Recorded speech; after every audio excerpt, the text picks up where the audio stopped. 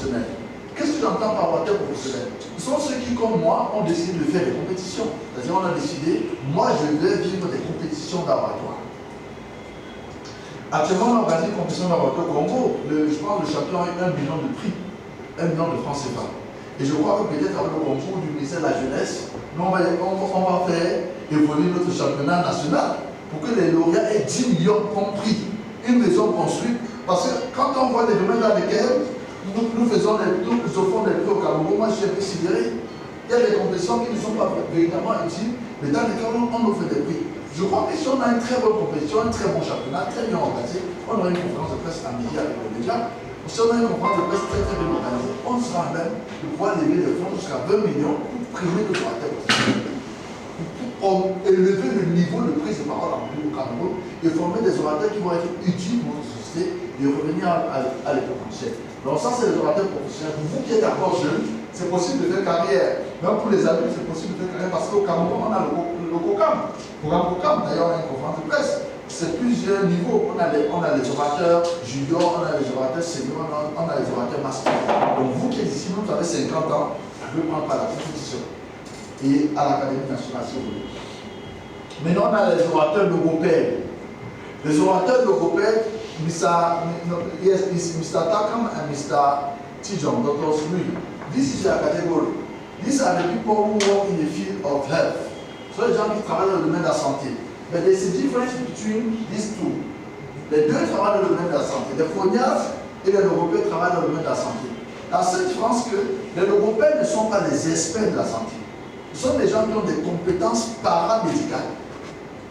Parce que nous sommes ensemble. Ce sont des gens qui ont des compétences paramédicales et qui travaillent sur les notions de troubles de la voix. Les troubles de la voix, les troubles de l'audition, les troubles de la déglutition. On les appelle les logopèdes. Bon, ce n'est pas forcément qu'ils sont des orateurs, ils vont faire des orateurs qui vont parler, non. Qui traitent des problèmes de la voix, de la déglutition et même de l'audition. Mais pas des méthodes paramédicales, tandis que les phoniatres utilisent les méthodes médicales. Donc, vous pouvez être un phoniatre à la base, mais vous décidez d'être un orateur, et qui va être spécialisé dans la logopédie ou dans la phoniatrie. Et un des domaines passionnants de la logopédie, c'est ceci. Vous savez, est-ce que vous savez que quand on a de l'âge, ceux qui ont 50 ans, on perd des forces motrices, on perd la capacité de concentration. Il y a ce qui s'appelle le brain ball, qui est un domaine paramédical de l'oralité. Est-ce que vous savez cela? Les gens qui sont victimes des accidents cardiovasculaires, je ne peux pas tout faire dans votre c'est pour ça que je fais des académies pour former des experts. Après, vous allez vous quitter le Cameroun, vous allez en France, en Angleterre, compétir et revenir au Cameroun pour développer l'activité. Moi, je ne peux pas tout apprendre. J'ai extrêmement mal au dos. Je ne peux pas tout faire dans votre. Il y a vraiment matière à travailler dans ce domaine. Donc, quand vous êtes logopède ou phoniatre, ça rapporte aussi beaucoup d'argent. Ça rapporte beaucoup d'argent. Ceux qui sont victimes d'accidents cardiovasculaires, est-ce que vous savez combien de temps ça prend pour qu'on leur donne la capacité à reparler? Des consultations, n'est-ce pas? Ça demande des consultations. Les consultations sont extrêmement chères. Donc ce sont des domaines très intéressants dans lesquels vous pouvez également progresser. Nous avons également ce qu'on appelle les orateurs pédagogues. Les orateurs pédagogues sont ceux qui apprennent l'oratoire pour enseigner. Dans les écoles et dans les universités. Je regrette que Mme Dan ne soit pas ici. C'est l'une de nos premières oratrices pédagogues. Elle fait partie de la toute première. La NAO ne sait pas encore. Mais elle fait partie de la première personne que nous allons former dans les ateliers FOF. Quand on va la formation des orateurs. Aujourd'hui, elle enseigne l'oratoire dans plusieurs universités. Plusieurs universités. Donc, c'est les orateurs pédagogues. Il faut aussi apprendre l'activité pour enseigner dans les collèges et dans les lycées. Donc, moi, je vous présente la carrière. Parce qu'ils ne sont pas du business. On est orienté vers le business. Même la santé, on va l'orienter vers le business. Et la longévité, bien sûr. Bien. Il y a aussi des orateurs andragogues. Comment? Je ne suis pas pédagogue, mais j'ai un orateur pédagogue que j'ai formé. Le docteur formé comme. Bon, qui est professeur aujourd'hui? Le professeur formé comme. Donc, je pense que le professeur Pangor est dans les deux. Il est dans les deux. Mais le professeur formé comme actuellement, il est au CNRS.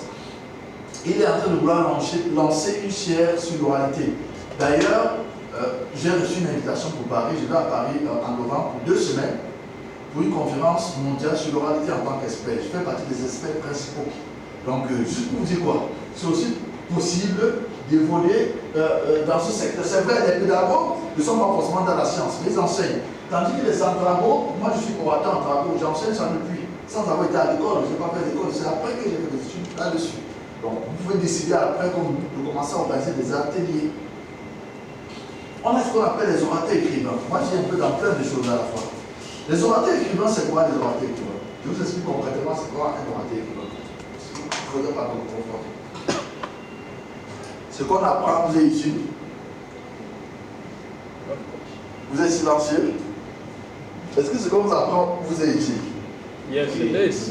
Ok, thank you. Bien. Regardez. Je vous donne un modèle de livre. Des livres qui débouchent sur l'oralité. Voici un livre que j'ai commis qui est réussi à tout prix. Et je crois que ce livre, c'est celui qui a fait démarrer Change Academy. Parce que j'ai écrit ce livre en 2023, en 2024, c'est pas 2023, en février, j'ai pris un mois. J'ai tout arrêté, j'ai pris 30 jours, j'ai écrit pratiquement 21 non-stop pendant 30 jours. J'étais vraiment inspiré. J'ai acheté cet ouvrage en un mois. C'était un livre, ça fait partie de ce que j'appelle des livres écoles. C'était un livre avec des exercices. C'était un livre avec des exercices. Il y a un deuxième que j'ai en train d'écrire, la puissance de l'autodiscipline. Donc, quand on écrit un livre comme celui-ci, ce n'est pas pour lire. C'est un livre qui doit vous faire déboucher sur les conférences. Si vous comprenez un peu ce qu'on entend par orateur écrivain, c'est des gens qui écrivent pour parler. Donc vous décidez de vous lancer dans une carrière parce qu'il y a des écrivains qui sont écrivains. Ils vont se contenter de l'écriture. Vous écrivez dans le but de devenir conférencier. D'organiser des thématiques au cours du livre.